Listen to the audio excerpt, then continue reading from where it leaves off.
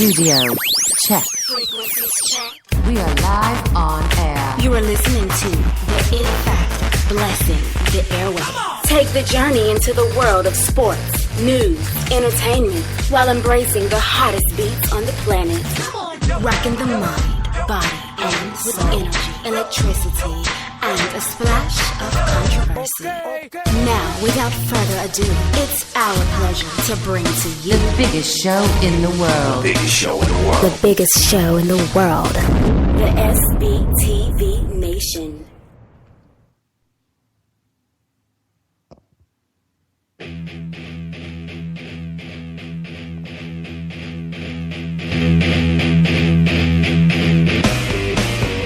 Ladies and gentlemen, we have an enormous surprise for you today. Get listen to the biggest show in the world because we have the reunion of the three amigos. What's going on? The Dream, Dr. Dan, and the Hat. What's going on, man? You got a trifecta going on here, guys. Good morning to you, Dan. How you feeling today? Oh, I'm doing good, man. I'm doing good. You know, I was able to get out of that Navy play with a nice hedge, so we didn't lose any money there. You know, that's always good. And then, hey, I go 2-0 in basketball. Nice. Very interesting, I don't know Dan. what's going on. But no, it's funny, guys. The Dream, he was like clamoring. He's like, I got to get on today, of course, with Giants Cowboys. Yeah, right. The New York Football Giants playing Sunday Night Football and hosting I got my the flak jacket on, just waiting for what I'm about to get.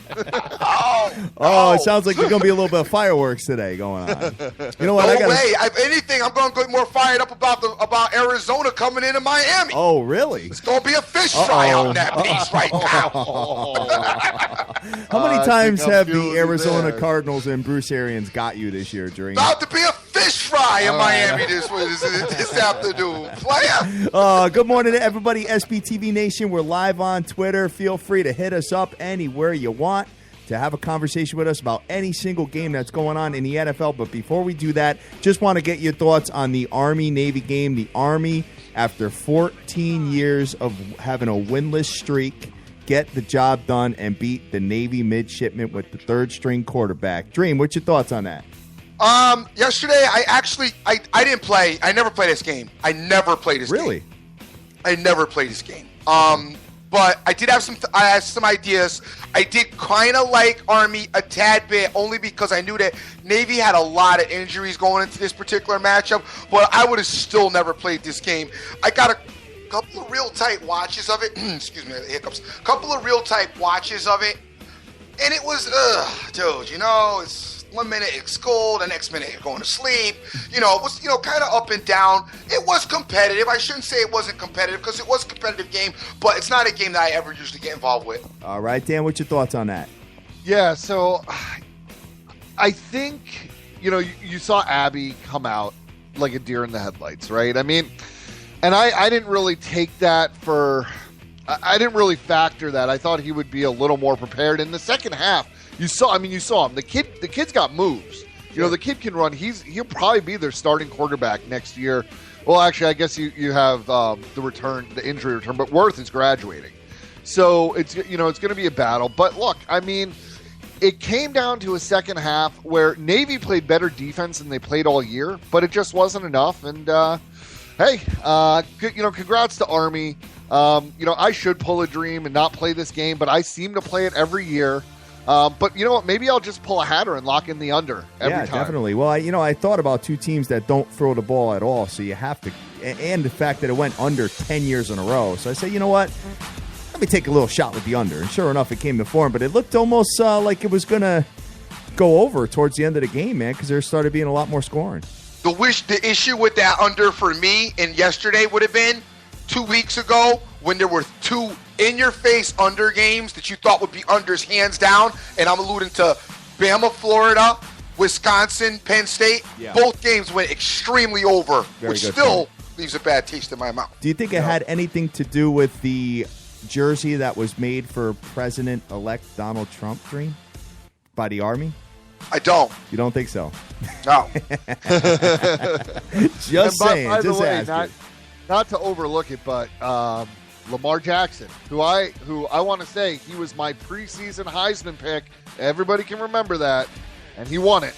Congratulations to you, Dan. Yes, he was. He was your preseason Heisman pick. I didn't jump on the bandwagon probably, I think, till week 3. But then you jumped on not too far after me. I think we all said, yeah, we all got on the bandwagon. But you did have the preseason call for him, which was a great call. It's funny because the college preview that we did, when I did my Louisville research, I thought he was going to have a successful year. I thought it was going to be some successful, but I didn't see anything like what he was able to do this season. Yeah. So that was a really impressive feat by him. Did you? I don't know if you caught. They actually were mentioning this during halftime, and they said this before. I knew this before the season started. But what Petrino did to that kid in spring practice and in their preseason, right? He did not let him run the ball out of the pocket. Right. He did not. He mandated that he stay in the pocket and throw the ball, which is the best thing that could ever happen. And I started to think that this kid might be, another like Jamarcus Russell, just because like he's not that accurate. But man, if he improves again going into next year, even more, that team could have a legit number 1 offense again. Oh, I agree. And they got to strengthen up the defense, I think, a little bit. Yeah, just a little. And the offensive line. You know what, though? For me, it sort of reminds me a tad bit of Clemson. I know Clemson's had some success this season. If you ask me, though, personally, I think Clemson was better last season than they are this season. I think I agree with you. I agree with that. And now that brings me to my point of, for some reason, when the quarterback gets the Heisman, it's like if they come back in college football, like the next season, it's just like, I don't know. It's like it doesn't. It's like almost a curse or something. It's like you have to take the Heisman and just go to the NFL. I hear you, but here's my thoughts on it, is that Louisville's already, for sports, right? Almost everybody knows Louisville. But, like, if you're a big-time prospect, you're a big-time recruit, and you're choosing, between Louisville or it puts you into the upper echelon of being able to recruit from different states, I think. Just because you're like, hey, my boy won a Heisman last year. Right. Come, let's win a national championship. Sure. So, but Hatter's right. Petrino's never focused on defense, and if they do that, if they can even get a little bit. But, Dream, I also want to catch your opinion real quick. You happy to avoid your boy Lane? I am very happy. He'd be there for 13 months. Like, I quit. I can't do this. I'm out. Very good point. I'm very happy to avoid Lane. As me and Had talked about it during the week, though, I don't have as much of an issue with an assistant coach, but college football's got to do something with that, with these coaches moving before the end of the season. It's a double-edged sword because I've heard them talk about it, right? But the thing is you go from bowl season, right? I think a week after bowl season ends, it's like a week or two. That's when recruiting starts. Yeah. So, like, no college in the right mind is going to do that. And then what do? Maybe you hire a guy as, like, something. You fire the coach, but you say, hey, stay on to coach the last game with your kids. I don't know how you do that. I don't know. It is crazy, though. It is. Yeah, I think you just wait. I know recruitment starts immediately after, but I just don't feel that 1 week is going to that drastically stop your recruitment. You should have people in place that are already – you already have your recruitment list should be already set up and provided. So now the new coach gets on board, comes in, looks at the list and gets started from there. I just think it's a travesty what you do to these kids, especially when you talk about head coaching situation like what happened with Tom Herman, in Houston. I just feel like it's just such a travesty you do to these kids. You've recruited these kids, got them to come to your program. They're having faith in you. They believe in you. And then meanwhile, behind the scenes, at one of the most important times in your season, you're making a deal with another college to go somewhere else. Exactly. Yeah. No, and here's the thing. You can't fault Tom Herman for that. It's like it's the system, right? You can't fault the coach. I do fault Tom Herman for in his interview saying, all I care about is my kids. Yeah. No, and that's ridiculous because, look, all he cares about is his pocketbook, which is fine. Fine. This is America. Right. You want to care about your pocketbook, but don't give me that BS that it's about. Exactly. And that's what I fought him about. All right. Sounds good, guys. Well, you know what? Hey, the sound for the show is perfectly clear here. Nobody is louder than the other. I think this is a really good thing, and hopefully we can get this to continue. each and every We weekend now. might be back to our level of excellence. Yeah. My God, we can actually hear the music. Yeah. The music, all three of us are popping. This is Yeah, a right. good Ready to rock, guys. So, you know what? Without further ado, I think it's about that time that we get into the NFL. You ready? I want to talk about baseball and what's going on in the offseason with baseball. Well, you know what? Before we get into the NFL, just real quick, Dream. Chris Sale is a Boston Red Sox. I know, and I could. You know what? I'm sorry. Worst trade ever. Worst trade. I couldn't believe you didn't hit me up on the a message and let me know about that. Oh, I'm going to the won't first say game. Worst trade ever. I just don't. Why is it the worst trade ever, Dan? I'm not saying worst trade ever. That's a little extreme, and I know people will take me out of context and say, "Oh, look, Yohan Moncada." To me, I mean, it's not like Chris Sale came off his worst season ever last year, and look, the White Sox are not a good team, but in Fenway, I'm just saying, I expect Chris Sale. He will have some games where you'll be like, "Oh my God, that guy's the best pitcher in baseball," but he's also going to have those games where he gets knocked around. Yeah. You know, you're still in a division with some really good offenses, and I just don't think you give up a guy like Moncada. I mean, that is the number one prospect in baseball. I just think it's a little crazy, especially for a pitcher. And I know he's a great pitcher. I just would not have gone that route. Why? Here's my 2 cents, and I don't obviously know nothing about baseball, so I'm listening to you, and I obviously paying attention to that more importantly. But when you say Chris Sale had his worst year last year, the only thing I want to say to that is Chris Sale at the beginning of the season got off to a really great start. Yeah. I then think something went down between him and the White Sox organization behind the scenes, and It in did. that locker room. Okay, there you go. They suspended it. If you don't remember, they suspended him. Yeah. He agreed. If people forget, he agreed to an extension at one point with them. But then last year there was a whole bunch of stuff that went on. And if people don't remember, this goes all the way back to spring training and I can't remember the player, but they told him that his kid was a distraction in the clubhouse, and Chris Sale basically was like, "This is ridiculous." Yep. And then in the middle of the year, he did something, and they suspended him internally. So I knew he was gone. All I'm saying is that, look, I love Chris Sale. I love watching Chris Sale. And, I mean, he is great. But you got rid of, the top prospect in baseball who could be an everyday player for 10 to 15 years. That's tough for me. That's tough. So, But the Red Sox are only interested in they want to win next year. I know, and I know the Red Sox and the Yankees, they always think, well, let's just wait till he gets to free agency again, then we'll just buy him back. It's cool. I mean, I think what the Yankees did with Chapman was one of the dumber moves, too. Yeah. I think that's stupid, but that's me. I'm just happy that my Mets got Cespedes back. It's a little bit of a party. The pitching's going to be healthy, and we're going to win the World Series. Let's go. My question is maybe a stupid question, but why wouldn't the Red Sox have just picked him up last year, mid-season? I don't think he was question, Hat.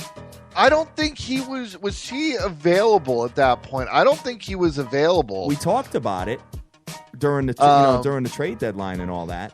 The thing is, remember, Chris Sale has such a team-friendly contract. It's ridiculous. If you look at what Chris Sale, when he agreed to that 5-year deal, okay, and he did it early in his career, but their team options for 2018 and 2019, do you know that he's, and I say only, but in comparison to the best pitchers in baseball, he's going to make $12.5 million in 18 and $13.5 million in 17. So it's, $12 million this year compared to other guys that are making 20. So like he was such a favorable money option for a team like the White Sox that I get why they didn't deal him. But man, this is tough for me and the Red Sox. But hey, more power to them. I know they're in win now mode. If I was them, what I would look to do is trade David Price. Of course. Oh. Of course, that's what I'm saying. Who's taking Price with that number? There are teams out there. I think you now. I know you want to try and avoid the American League. I think the Texas Rangers would make a trade for David Price. I think the Anaheim Angels. If you want to go, the Dodgers might be able to swap bad contracts You know, I think there are teams out there that would take David Price. You know, the one that's never going anywhere is Greinke. Yeah, right. God help the Diamondbacks. God help the Diamondbacks, exactly. Well, guys, did we just spend 10 minutes talking about baseball? We did just spend 10 minutes. I loved it. It was fresh. It was 6 minutes. And I'm actually more excited about football. So let's get to it. Let's get to the fish fry. I'm just wondering if it's actually a tad bit nasty today. Any day that you get on and you sign on the show and you start talking amongst your co-hosts and the Black Canada co-host, which is the Mad Hatter, says that he likes the card, that's letting you know today's could be very controversial. Shut the hell up, kid. You know what? Whatever, man. You know what? All I got to say is that, hey, you know what? Baseball, every once in a while, we got some stuff to talk about. And Chris Sale going there. I will be at his first game at Fenway. I know I got to be. You know, you're excited. Getting the Red Sox gear. Gonna have Red Sox. I just wish they had him last year at the trade deadline with Big Papi. It would have been dope. They probably we got to go to like Red Sox, Yankees, like Sale Tanaka. Yeah. Now they could just sign Aaron Harang. Hat will be all finished. Oh my God, Aaron! Oh my God, that's my guy. That's my guy. All right, guys. I did sit here all week and watch I watched the meetings on my big screen TV in my office all week. So all right, guilty as charged. Sounds good. All right, so it's that time to get into pigskin. It's Sunday morning, and it's time. We got 3 hours before kickoff, a little less than 3 hours, and we got a full slate of the NFL. So what I'm going to do is I'm going to lead this off with the dream, since you weren't on yesterday, and see what game you're picking out first on the card here.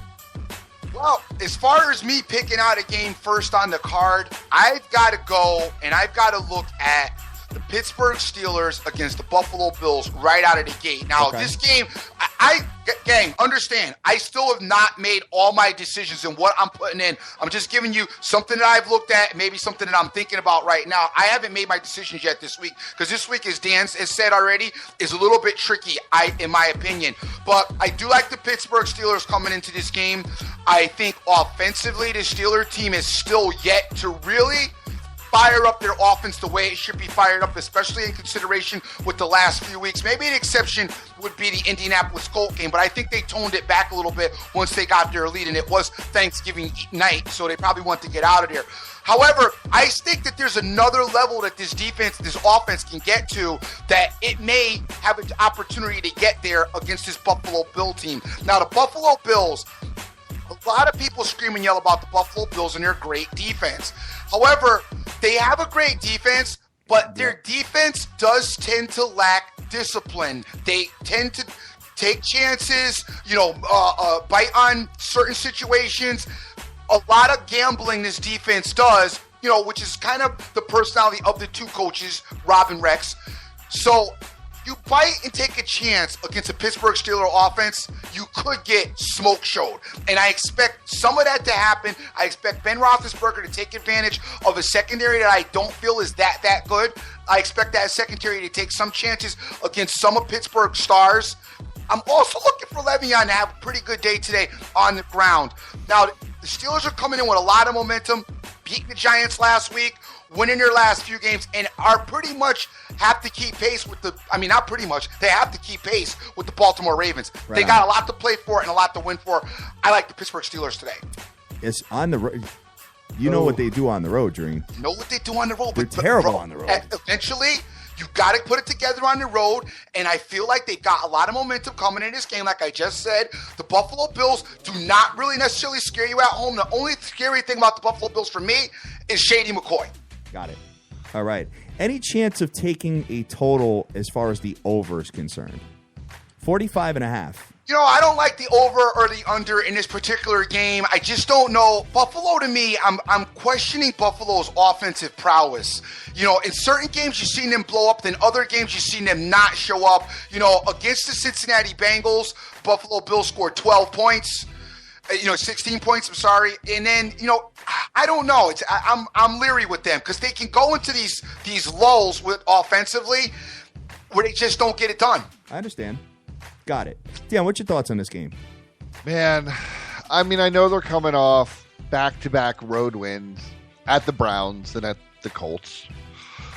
I can't touch this game. I think the Pittsburgh defense has been remarkably good over the last month, and much improved, it seems like, this whole season.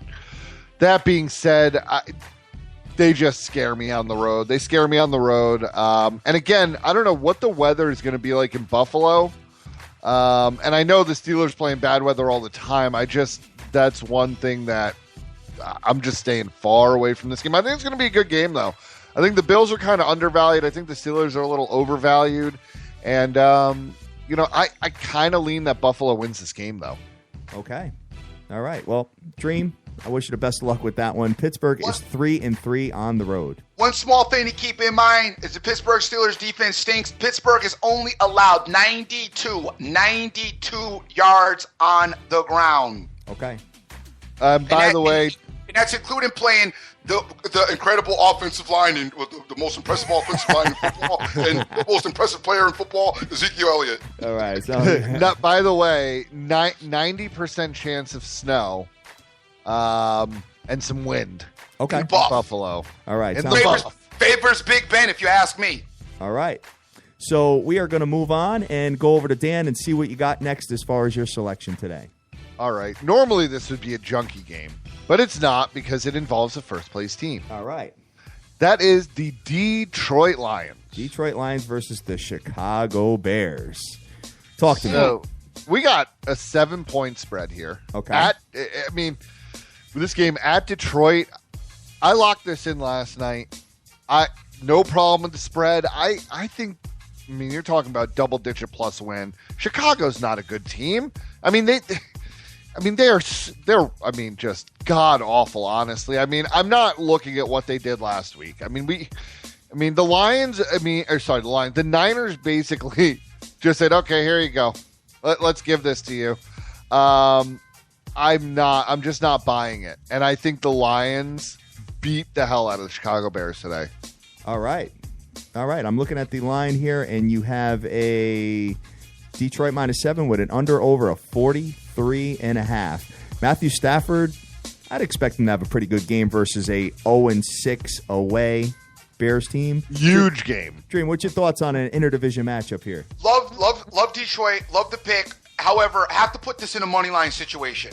Okay. I love Detroit, and you probably are right. They probably will cover their 7, but just because it's Detroit, and just because I've seen Detroit in certain situations play around a little bit when they should have, been all about blowing a team out, I am going to get this in a money line situation and get rid of the 7 points, and Detroit should definitely kick the Bears behind. Now, the one thing I am going to say about the Bears, the only disagreement I have with you, last week, I do not feel that the Niners dialed the game in.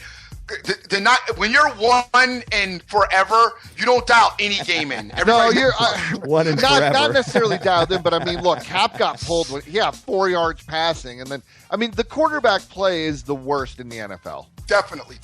Yeah. So the only thing I will say is the Bears, I was actually impressed last week because I thought the Niners, if they ever had a chance to win a game, I thought last week was their opportunity. And the Bears somehow defensively stepped up. And you can say what you want about San Fran, and I know they stink. I've been the biggest proponent on how much they stink. However, offensively, San Fran has been a little thorn in the side to most of the teams that they've played with the ability Cap to run and score some points. The Bears defense managed to shut that down, which was impressive. I know the weather conditions had a little bit to do with that, but like you said, I still think Detroit wins this game. I just would get rid of the 7. I really would get rid of the 7, and I'm going to get rid of all of it because nowadays, with the missing of the field goals and the 2-point conversions and all the other little issues that seem to be going on with those extra points, even the field goal getting blocked and run back by the other team, I'm doing money lines from here on in. Yeah, I got it. And I totally understand that. When you look at the Chicago Bears, Dream, they're only averaging 17 points a game.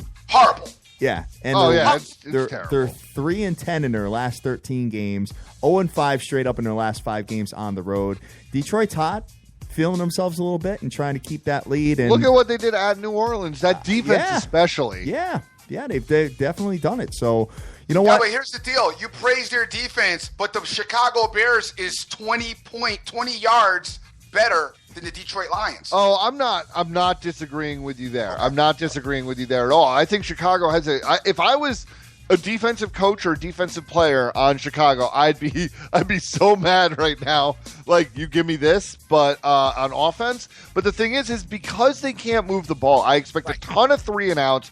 That defense is going to get tired. I'm not saying this game might be close for a half, but I expect Detroit to still really have time of possession locked up and just wear them down. And eventually, look, Stafford's going to hit the big play. It's a great game. I think it's a great call. You can get rid of 7 points. This is to me, it's all fun all day. All right, sounds good.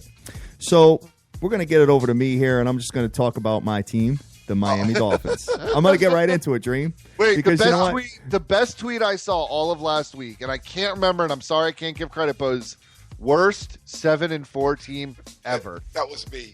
That was you. I love it. Love it. That stuck with me all week. Let's have a conversation about this. That was me. Got the Miami Dolphins hosting the Arizona Cardinals today.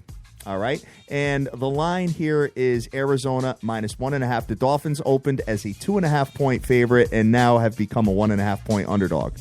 And Dream, your reasoning behind that was the bookmaker went in and thought that the line was wrong? The bookmaker walked in and said, "What the hell is this? I don't care what the computer says. Dolphins stake, change that." Yeah, well, let me just paint a picture for you real quick. Paint one. Arizona's 1-4 on the road. This okay? I know. The Dolphins are 5-1 at home. Okay, Arizona, when playing on the East Coast, you saw them go into Buffalo and get murdered. Okay, now I can tell you this, that I think that David Johnson will have a big day today versus the Dolphins. Because, I mean, their rush defense, honestly, guys, is one of the worst in the game. They give up 130 yards per game on the ground, which makes them number 30 against the rush this year in pro football. Now, the reason why I'm saying this is because I may pick a prop out of that. I may get David Johnson as far as his yards. I got to take a look at and see what it is as far as gambling on this game. This game bothers me as a Dolphins fan. I got to be honest with you. The line movement, the Jedi mind trick, the whole package, Dream. I got that going on a little bit. And I think Arizona, as bad as they've been on the road, I think they're going to give the Dolphins fits up and down the field. I think they're going to move the ball. I think the defense may come to form a little bit. This game could go field goal either way, so I'm going to stay away from a side. But I think I'm going to pick David Johnson to have a big game.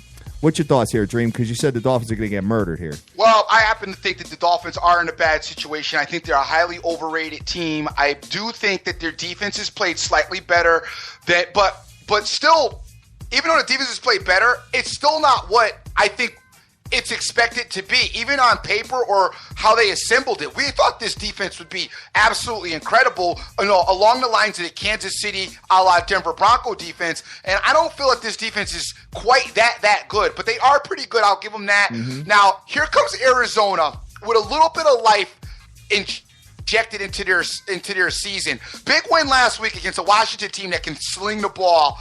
I was very impressed with Arizona winning that game and how they were able to keep pace. The thing with Arizona that I feel is very, very important to this game, they have got to stick with their running game no matter how frustrated they get with not being able to run the ball. And if they have to punt, they have to stick to their running game. Unlike you, I don't want Carson Palmer slinging the ball down the field, because that, to me, feeds into the Miami Dolphins' hands. Because now you get the pass rush popping. Yep.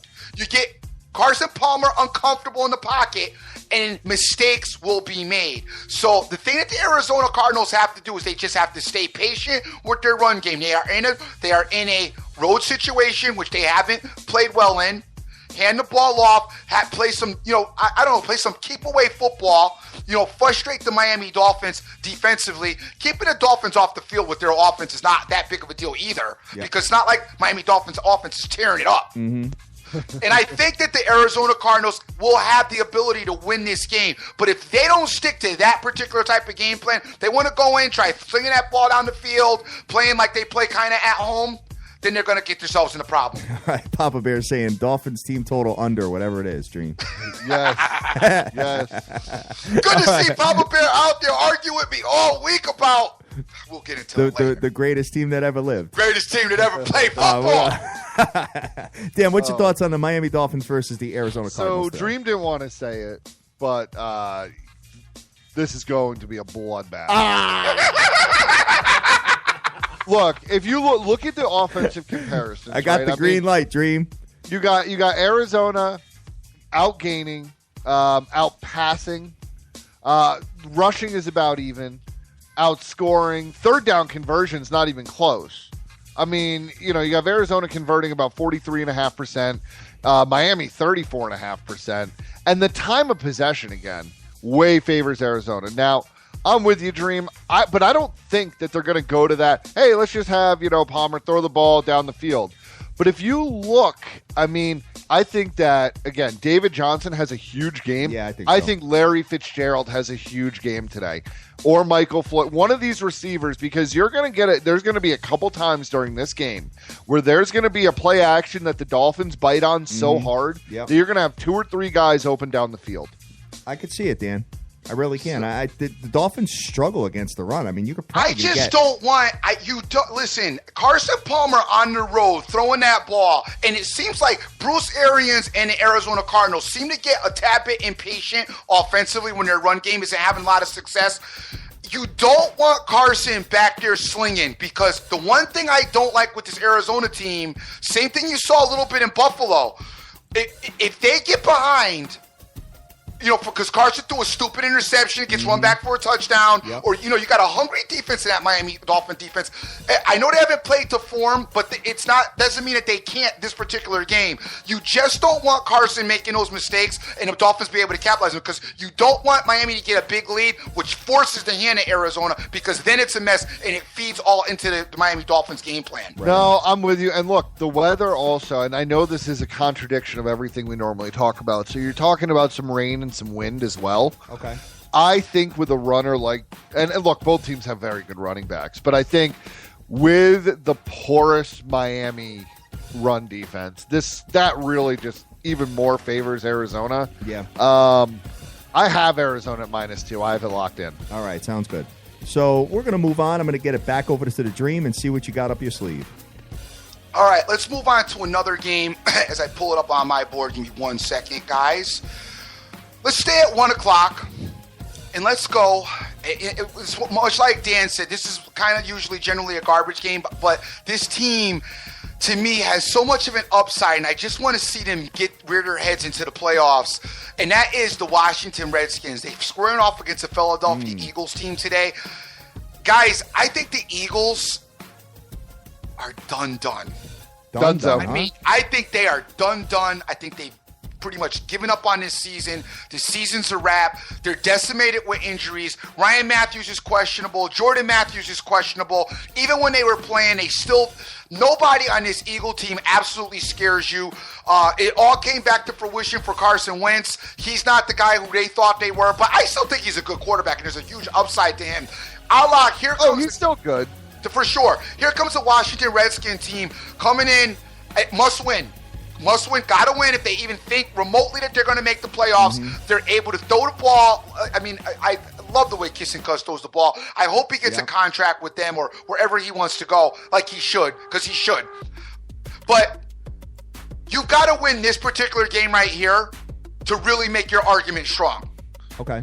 Yes. You know what I mean? He has to win this game right here to really make their argument strong, keep their season going. I like what they did. Even though they lost last week against Arizona, I like the way they played against Arizona. Defense does need to step it up just another notch and play a little bit better. However, the Philadelphia Eagles don't have the weapons that the Arizona Cardinals have, as in Carson Palmer, Larry Fitzgerald, and Floyd. So, that being said, I like the Washington Redskins to win this game. Got to get it in the money line situation. Listen, gang, in case you haven't paid attention, I'm all about money lining now. Money line and teasers. If you can get your team plus points or get them in the money line, do it. Forget buying it down to 2.5, because all kinds of crazy things are happening with the kicking game and special teams lately. All right, Dan, what's your thoughts there? Well, I'm seeing everything you're saying, Dream. The only thing that I don't like is these NFC matchups. Yeah. On the road. Yeah. It scares me. I mean, Philadelphia's still a live team.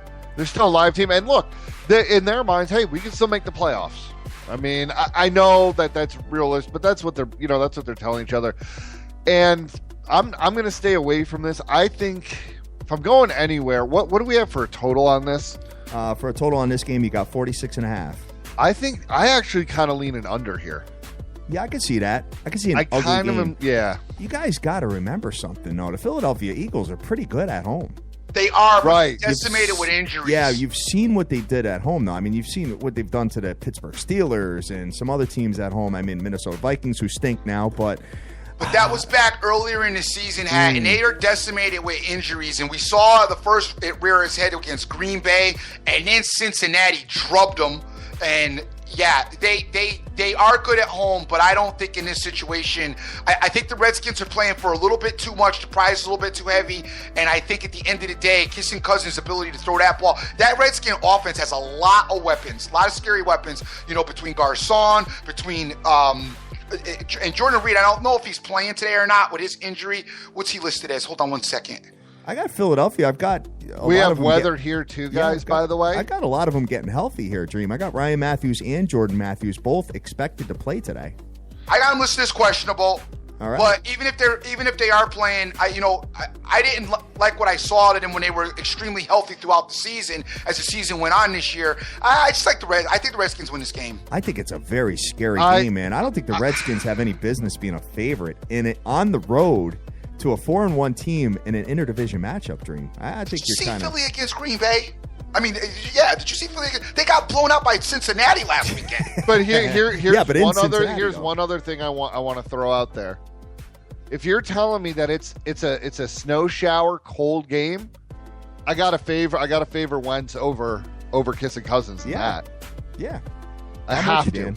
That's what scares me. And you're expecting, I don't know. So that's my thing there. But that's a tough game. Hey, I love seeing the Eagles lose. I kind of want the Eagles to win because I think obviously then both teams are kind of out of my way. Yep. As a Giants fan, but. Best of luck, man. Best of luck. That's gonna be a stomach ache of a game all the way through, I think. All right. Agreed. All right. Sounds good. So let's move over to Dan and see what else you got up your sleeve here, brother. Yeah. So the rest of 1 o'clock, I'm kind of donezo with, but I got an odd one, and I really like this game today. And this is another upstart team that has really shown me something lately. Okay. That is the Tampa Bay Buccaneers with my boy, Famous Jameis. All right. Talk to me about it. At home, I got him at -1.5. Yep. Look, this Saints team, bad on the road, now bad at home. This is a Bucs team that managed, to play really good defense lately. The offense is really coming together. They have a top 5, maybe even number 4, best receiver. And the other thing, too, is they're activating Charles Sims today. Okay. And, dude, out of the backfield, he's been injured, but Charles Sims is very much like a Sproles, right? Like, you're going to be able to get him the ball, pass, he'll have a lot of catches. Again, daily fantasy, normally I don't like taking guys off an injury. But he was on IR through the whole year. I think he's good now. That's something to look out for. And, look, you have Tampa Bay on a big-time 4-game winning streak. At the Chiefs, the Seahawks, and at San Diego, that's legit. Now you get to come home, and I think they feast on New Orleans all day. All right. Sounds good. Well, you know what? I can tell you this much. New Orleans has one of the worst secondaries in pass defense in the game. 276 yards they're allowing, and they're pretty damn good as far as defending the run. So, Dream, what's your thoughts here? Tough game. It is a tough game, right? I do like Tampa Bay. I think Tampa Bay is on an amazing run right now, and they're feeling themselves. They got a lot of momentum going in, but it's so always hard to bet against Drew Brees because he always has the ability, to do something that you don't expect, which is, move the ball. He's right now one of the leading quarterbacks in this season, from a fantasy standpoint and from a yardage standpoint. He's just been absolutely incredible this year. I know we do have this dome team going outside, which may be a small factor in this particular recipe. You always bring that up when it comes to Drew Brees and the Saints. But, the Tampa Bay defense, it allows you to do some things and allows you to have some success, which kind of feeds into what the Saints do. Really tough call. I'm going to stay away from this game because I could see anything happening. Okay. Well, I got you. I wish you the best of luck with it, Dan. Oh, this is money right here, boys. This money. one is money. All right, sounds good. So we're going to move over to the Texans versus the Colts. Both teams are 6-6. The Indianapolis Colts coming off their major beatdown of the Jets on Monday night, given 6.5 points with an under-over of 46.5. Do you guys feel like the Colts are starting to get a little hot here? Do you feel that? You don't think luck so? Luck of the schedule. Oh, luck of the schedule, right? That's how I feel it. All right. Well, you know what? I saw a little. I just saw with Andrew Luck back in the quarterback position here. I just saw a little better chemistry with them. I think that they're going to beat the Houston Texans today. I'm going to take them in a money line situation to win this game. This Houston Texans team, I don't know if it's more of the Colts just kind of finding their stride a little bit, or the fact that Osweiler just stinks so bad. I don't really know what it is, but I tell you right now, I could bet against Osweiler every week. I just can't stand this. I mean, I think he's one of the worst quarterbacks in the game. Dream, he's brutal. What's your thoughts on it, Dream? The Broncos. yeah, I don't like Osweiler. I do think he's one of the worst quarterbacks in the game as well, but I also think Tannehill is too. And Oh, whatever, man. I like the Texans. The Texans. I don't like the Texans this game. The Colts win this game. Last time they played, the Colts should have won this game. I don't know if you guys remember. And the Colts blew it at the end of the game. I think the Colts win this game. I don't think they're getting hot. I agree with Dan. They're doing what their schedule is alluding to what they're getting done. I like the Colts to win. All right, sounds good. Dan?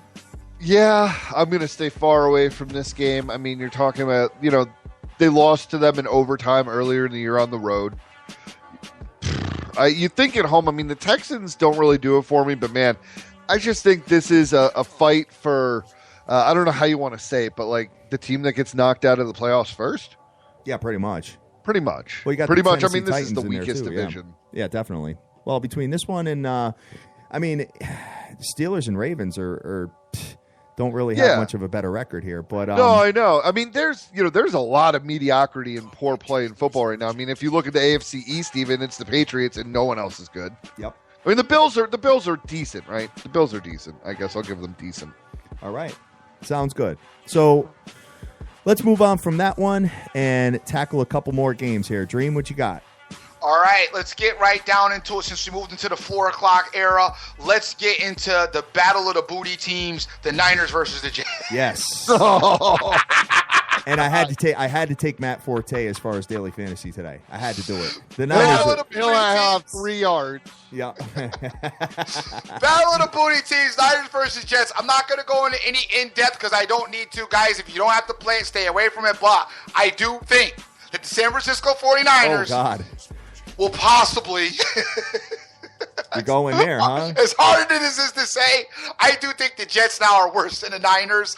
It's not worse by a lot. I think the Niners will find a way to win this game at home. It's a nasty, nasty game. But that under-over of 43 points, I do think that if you can tease that up 7 points to 50, I think 43 will work as well. But if you tease up to 50, you do not even have to bother watching. Just look to find 2 other teams to put in that, and you won. All right.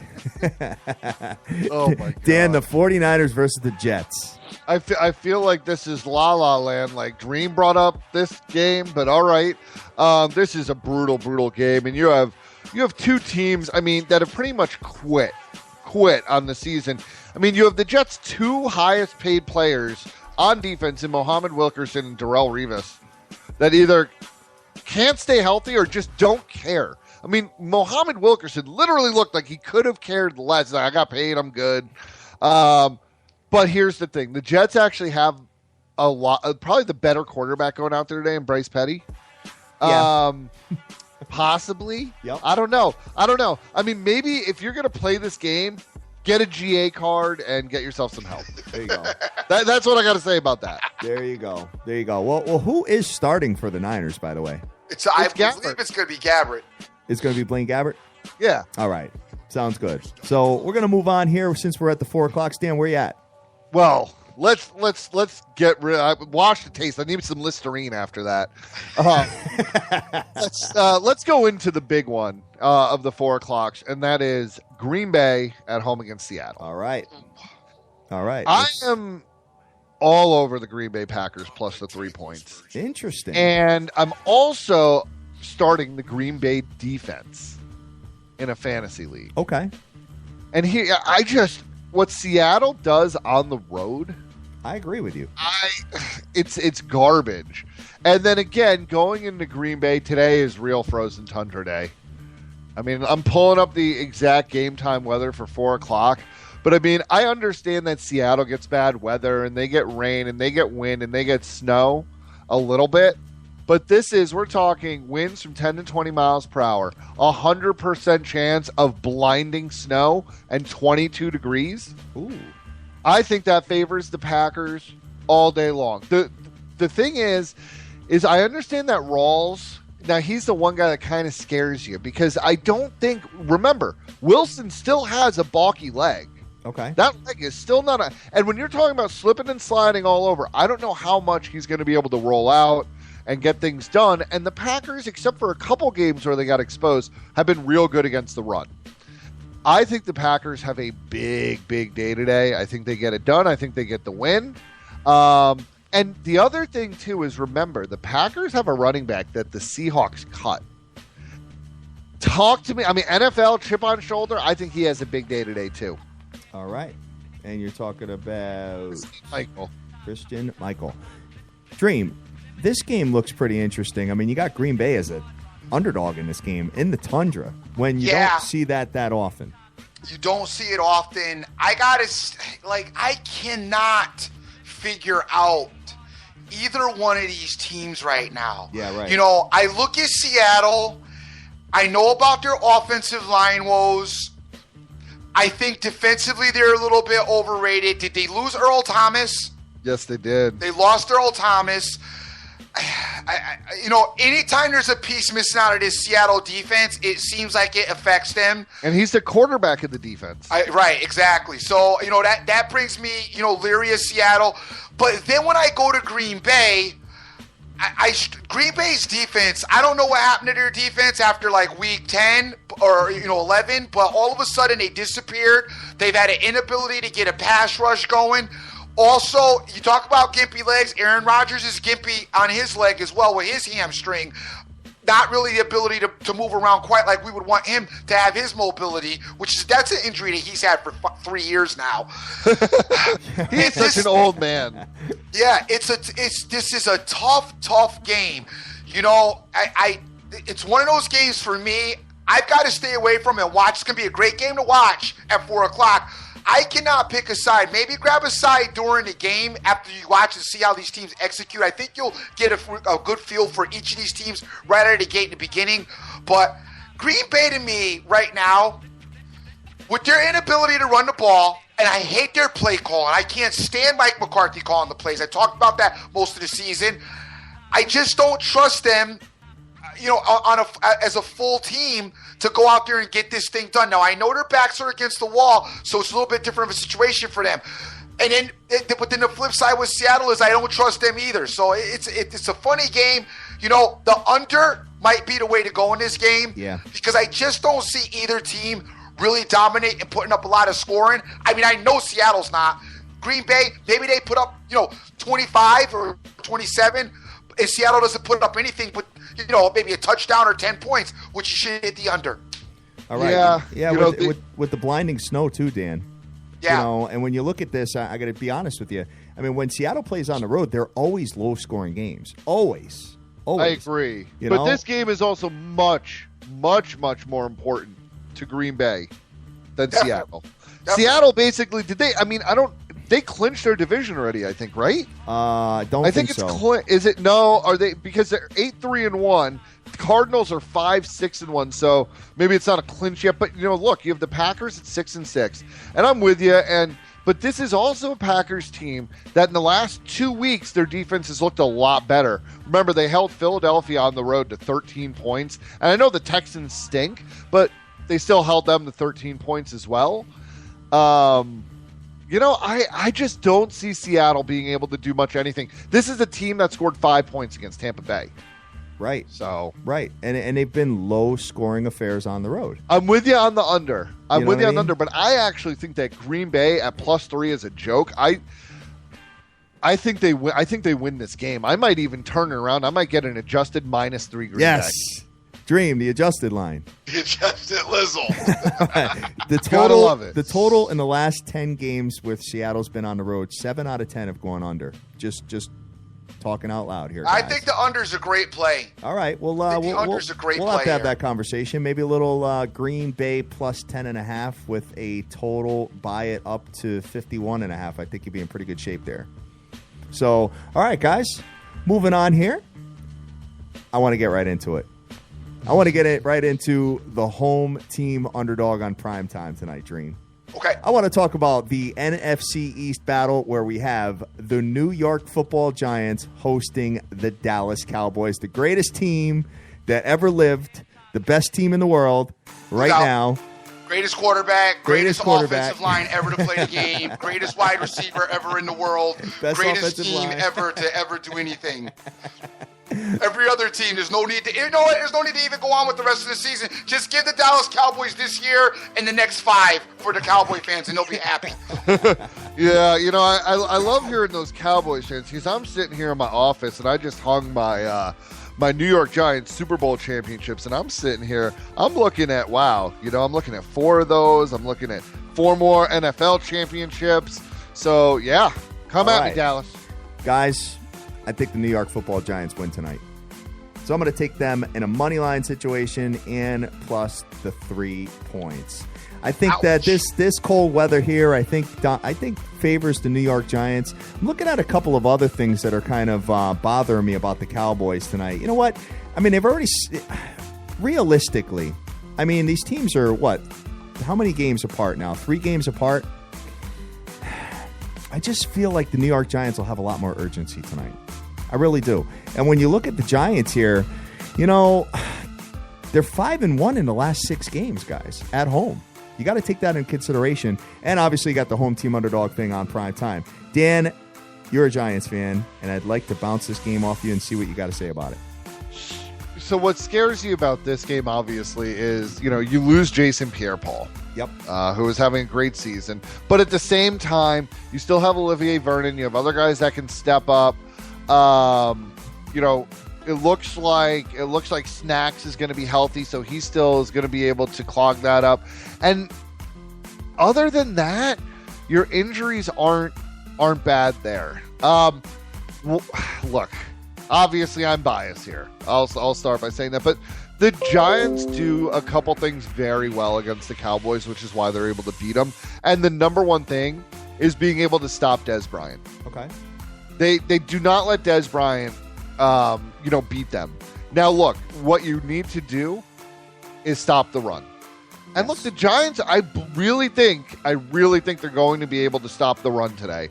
And then if you force Prescott to throw the ball, Yep. I'm just not sure. Maybe someone out there, knows. I know he went to Mississippi State, so I'm sure he didn't play a lot of cold weather football, and he hasn't played a cold weather game, obviously, to date in the NFL. And you're talking about Eli, and look, I understand more than anybody. He makes some awful passes at times. There are some times where you're just ripping your hair out. But the thing is he knows what he's doing in situations. And especially if they get Vereen back and the running game in general has looked a little better, I just think the Giants match up really well with the Dallas Cowboys, and I think they get a win tonight as well. All right. Sounds good. Dream. Yep. Talk to me about the NFC East showdown on prime time. First of all, the one thing the Dallas Cowboys don't do is cover spreads, as they only beat the Minnesota Vikings by 2 points, and that will still have a nasty taste in my mouth. Yes. Guys, I'm sorry. I just can't with Eli in the red zone, with his red zone decisions. Throwing the ball in the red zone for Eli Manning and throwing the ball in general for Eli Manning is, I just don't know what Eli sees. I don't know if he needs glasses. If No, it's because McAdoo's been running the same damn plays over and over and over, and teams just know what's going on, and they're reading the routes too. I don't know if that's what it is, But like I said, I don't know what Eli is seeing. I've seen, okay, they're calling the same plays and guys reading routes. But now, hold on, because you see 2 to 3 of the shirts of the other team there, and you still decide to throw the ball there. I mean, the quarterback has 3 options for the most part, at minimum, 3 options every time he drops back. Eli seems to be throwing in that option where there's the most traffic. And then, even if he gets in duress, instead of throwing the damn ball away, opts to throw interceptions still. Last week, I seen him in the red zone against the Steelers. He should have just threw the ball away. It's on first down. He throws an interception. You just can't do that in the NFL. I don't know what is wrong with him. I know he's throwing interceptions. I think it's because he's also been under duress a lot. Okay. I'm not. Look, like I just said, he'll drive you crazy, and you're like, just throw the ball away. But I also think he's very cognizant of not wanting to put his team in a position to be, 1st and 20 or 2nd and 20 because he's throwing the ball away. That offensive line needs to get better, and that's another thing. Pugh is expected to play tonight. That's a huge addition to the offensive line. Huge addition. So I think, honestly, the Cowboys pass rush doesn't scare me that much. But I think the mistakes, if you look at these mistakes, he should be throwing the ball, where no one else can get it, but he's getting a second and a half, 2 seconds, or getting killed back there. So, I think it's Eli, but it's also the offensive line as well. It's Eli, it's the offensive line, I think, as well. It's your running game. Oh, 100%. 100%. The running game has to get better, but the running game has gotten better over the last couple weeks. It's just, the running backs just aren't very good. The running backs just aren't very good. And I think they expected, Vereen has been hurt the whole season. And the way that the Giants offense works is they do a lot like how the Lions run their offense, because the Lions running game is sick. But it's like I talked about last week, right? The Lions don't actually really run the ball, right? They throw those little screen passes and throw the ball out of the backfield a ton and have a lot of success. Yeah. Those are passing yards, right? But I still look at that as a short, it's like a run to me. Sure. But, I just can't do it, guys. I can't take the Giants. I'm sorry. I can't. If the Giants, maybe if they had played last week a little bit better. Last week there was a situation, I thought the Giants would win that game last week or should have won that game last week. I still, when I look at the tape and look at all the mistakes that the Giants made in the red zone, which mostly were on the hands of Eli Manning, the Giants had a lot of opportunity to be involved in that game. I don't know if he bounces back, but I've seen Eli just throw too many interceptions this season in bad spots. I talked about this week that Eli has never, to me, Eli's the leader of this team, but he's not the leader of this team. And he should be. Eli has never put a cognitive stamp on this offense to say, this is my team, this is my offense. You look at other quarterbacks in Eli's situation, Ben Roethlisberger, even Booty Phillip Rivers. You look at guys like, and I'm going to go back to Peyton Paul. Those were quarterbacks, Drew Brees. Those are quarterbacks that. And he has as many or more Super Bowls than all of them. I know he does, but those guys had a stamp on their offense, and they knew their offense and the dynamics of their offenses inside and out. When I look at Eli back there in the pocket, I look at a guy that's been given an offensive blueprint, and he's trying to go by it and trying to fulfill it and go through the motions. Not that this is I don't see it as his offense. And I think that's a problem because it has helped to some of these mistakes being made. And like I said, the leadership ability of this guy, to me, I just need more, man. I need more from him. For the player that he is, the success that he's had, the length of time that he's been in the NFL, Eli should actually be walking on the field with that swagger chip on his shoulder. I'm the bomb. Let's go out here and get this game. Let's beat these guys. I have never seen that demeanor from him ever. Yeah, I have to agree with that. I disagree. I think he's a very quiet leader. I really do. I just don't think you hear anything from him. He doesn't talk at all. He just doesn't talk at all, and he's not going to go out and say. And look, Eli is a great soldier, right? I'm not going to go out and disagree with you there. He's not going to go out and do things on his own, really. But But the other thing we have to also remember is if you look at the injury report for the Cowboys tonight, right? No Morris Claiborne. Orlando Skander probably won't play. Okay. So, and then you have, Barry Church, questionable. He'll probably play, but that secondary for Dallas is super banged up.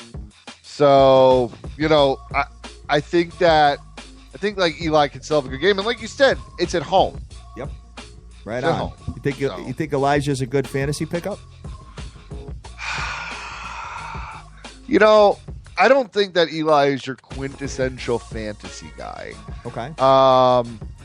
Because Eli is like, if you could play like fourth quarter Eli all the time and be like, oh yeah, I'm going to pick him up. Mm-hmm. If you're looking for a pickup in fantasy, and people might call me crazy, and this is a game we didn't really talk about, I might look to see if I could snatch like Mariota. Okay. Well, you know what? We'll move on from the Giants and Cowboys because you know what? I'm taking the New York Giants with the spread and the money line. Good luck. All right. So, you know what, Dream? Am I going to be throwing things at the TV at around like 9:30 tonight? You got to be throwing things. Money line situation. So, all right. Well, before we close out of here, guys, we got a couple of games here that, I'd just like to know if you got any thoughts on games that we skipped over. We've got the Broncos at the Titans, and we have the Chargers at the Panthers, and one more, the Bengals at the Browns. Dream, any one of those three interesting to you? I just think that, I hate to say it, but I do think that the Panthers will beat the Chargers. I really don't know how, but they should be able to beat the Chargers, in my opinion. Philly Phil will throw 3 picks in the fourth quarter with 6 minutes left. Yeah, exactly. Yep, right on. And any of the other ones or no? No, the other one's on. You don't want to get any RG Thrizzle? The only thing I lean is I do think that the Titans find a way to beat Denver today. Yeah, I could see that, Dan. Dude, I'm sorry, but I'm not feeling the Broncos at all. I am not. Dream, the quarterback play has been brutal. Simeon's back. He's supposed to be starting today. Right. I think they'll be better with Simeon at the helm. I did say if they don't get Simeon back, they do have issues. The Broncos' defense is as good as it gets in football. The Titans always manage to shoot themselves in the foot some kind of way at home, especially. It's going to be probably a tough game. I'm just staying away from it. I don't know. But I do see what you're talking about, Dan, definitely. All right. Right on. And any of the other games, RG3 getting a start today? What do you think, Dan? Oh, man. Does Cleve get a win? You know what? If there's any situation where they can, I mean, they're playing the Bengals, interdivision matchup at home. Yeah, Bengals have been so bad. I know. Not last week. No, I know, but it would be so fitting for the Bungles to go out and bungle against the Browns. I mean, you talk about a guy that I don't know how he keeps his job. I mean, it's Jeff Fisher and it's Marvin Lewis. It's like what are these? I mean, and going out and losing to the Browns, that probably solidifies your firing, right? Yeah, pretty much. I think you know what. Maybe I take Cleve on the money line. Marv's like Fisher. Yeah, same thing. They're the same dude. Yeah, right. They're the same dude. I don't know, Marv's but had a lot more success than Fisher. Fishbone doesn't even make the playoffs. Fishbone doesn't even make the playoffs. It is true. Marv just gets knocked out in the first round every year. I agree with you guys. All right, so we're gonna get up out of here, and we'll talk about our plays and recap everything. Great show today, man. Great to have both you guys back on. Oh, no doubt. 3 to hard way is the way we got to roll. Yeah, definitely. So, Dream, I'm going to start it off with you. Where you at?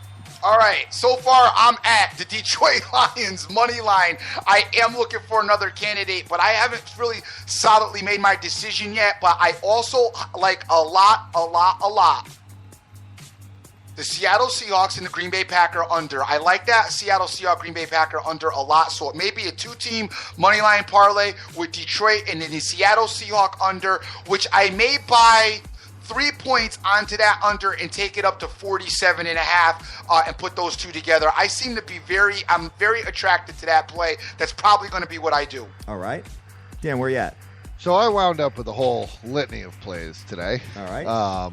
These things happen. But no, I got the Lions at -7, the Bucks at -1.5. And then I did it, guys. I locked in my first alternative line of the year. I got the Packers +3. but I also have them minus 3.5 at plus 205. All right, minus 3.5. That's an ugly number, Dan. It is an ugly number, but hey, you gotta play to make money, right? I mean, they're not letting you buy points in adjusted lines. I think the Packers win this game by a touchdown. You do? I do. And then my last two plays are the Arizona Cardinals minus 2, and I'm gonna go with the Giants money line tonight. So best of luck to everybody. All right, guys. So I'm taking a look at what I've got here as far as I don't have any props yet as far as David Johnson and the Arizona Cardinals, but I have a feeling he's going to have a monster day. So as long as it's something relatively reasonable as far as yards, touchdowns, or whatever, I'm probably going to take the over as far as that's concerned. I'm also looking at the New York Football Giants to beat the Dallas Cowboys and get the win tonight in a stomachache fashion. And I'm also looking at the Indianapolis Colts to beat the Houston Texans and one of the worst quarterbacks that I think in the game in Brock Osweiler. So that's pretty much going to do it for me. And your Dream, I may piggyback your underplay on that Green Bay Seattle game. And I also like the Colts too. So there is a possibility that I may get greedy and want the 1 o'clock money to come to fruition before waiting through the whole day and just take money line parlay Colts Lions. That may go down as well for me, gang, if you guys are getting on board with that. Want to thank everybody that's out there retweeting the show this morning. Killer Cam 505 does want to talk about what you have to talk about Trump. We're going to save that for a little later in the week because we're going to get out of here so we can get our plays in. I know I got some fantasy work to get done, and I don't know about what you guys are doing as far as fantasy concerned. And some of your leagues, this is playoff in a lot of these fantasy leagues. Couple of ideas that you might want to look for. I don't know if Famous Jameis is out there, in free agency. He is in my particular league. You might want to think about picking him up and putting him up against that New Orleans defense. Also, what was the other call? Oh, you might want to think about, I cannot remember his name. I'm sorry. Hold on. Let me just go real quick. The Atlanta Falcons. I'm sorry, guys. I'm sorry. Let me just get this name for you. Atlanta Falcons wide receiver. Where's his name at? Taylor Gabriel. You might want to think about picking him up. Julio Jones is a little bit banged up. Tyler Gabriel's been a pretty nice additive. You might want to try to get him involved today in your fantasy issues as far as fantasy is concerned. And good luck to everybody today. I want to thank Mark Nolan. Welcome to the party. Also, Mario Landry. Welcome to the party. Shy Picks in the house. Terrence Mack. What's up? Good to see you, brother. OJFB always out there. My boy Swervin Irvin doing his thing with the suicide pool. Irvin, when you win that pool, we all want some money. Vegas Girl 92661. Good morning to you. JDH24. Fast Eddie 72. What's happening, player? C. Rodriguez Jr. It Be Easy. Snoopy Betts. Railroad King. Marlon. Wayne Yarborough. Sir Mata. Rick Lopez. Terry Bouchard. Wooch GG. Just to name a few. Gang, on Friday, Tiger Clinch. I know some of you are aware and some of you aren't. Tiger Clinch does send out his picks to a lot of you guys that are part of the SBTV Nation. Absolutely tore it up on Friday with his picks, so congratulations to him with that. Also, I want to send a shout out to my man Rick Lopez. Scott Weaver's in the house. Cash Action Bets, winning picks. Big shout out to Taylor Stevens, Frank Vincolato, and MG86, just to name a few. Guys, I'm the Gene. Always remember who you with. Make the most of each and every day because you cannot get this time back. Yes, sir. Guys, enjoy your Sunday. I'm going to be on my couch all day long, chilling. All day. And watching and getting ready to rock and win some money today. We love you to death. Go out there and go easy on these plays, though, because you never know. Something that looks too easy may just be not all that. Do whatever it is you got to do. And by the way, you want to do and get Cowboy fans, all the money in the world tonight, after everybody loses, is going to be on the Cowboys. Yes. I don't know, Dream. Minus 3.5. I don't know if a lot of people have enough testicular fortitude to do that. It's 4 now. 4, huh? I'm seeing plus 4. Line movements. Uh-oh. Guys, get By that the way, money. fantasy, Cameron Brott for Tampa Bay. Pick him up if you need undercover. All right. Sounds good, guys. Take care. Peace.